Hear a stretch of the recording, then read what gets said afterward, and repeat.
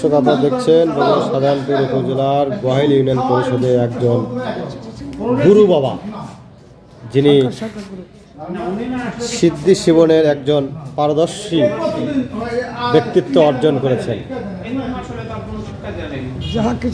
তো বাবাজি, এই যে সিদ্ধি সেবন বিষয়ে একটু দর্শকদের বুঝে দেন যে আসলে কীভাবে সেবন করতে হয়। এটা ওরা এক বছর পান সুপারি আর এক বছর গাঁজাতে গান জুড়ে দেবে, কাজের কোনো ক্ষতি হয় না।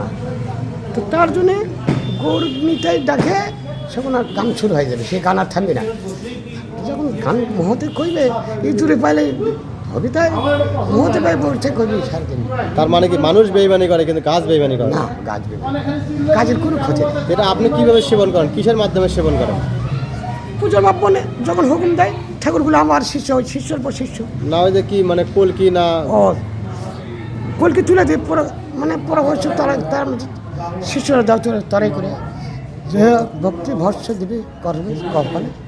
আপনি কত বছর হলে এই সিদ্ধি সেবনের সঙ্গে যুক্ত আছেন? আসিস এক শ্বশুর মারা গেছি, প্রায় 200 বছর হলেই হয়ে যাচ্ছে। আর তারপরে যে আপনার হাতে বালা দেখা যাচ্ছে, এগুলো আসলে কি? সঙ্গে নিয়ে আসলা ঝোলা, এই যে বেলা তুলছি, বেলা তৈরি মধ্যে আছে বুঝলা, ঝোলাতে দেখো কথা। না, আপনার পরিচয় দেন, নাম ঠিকানা বলেন।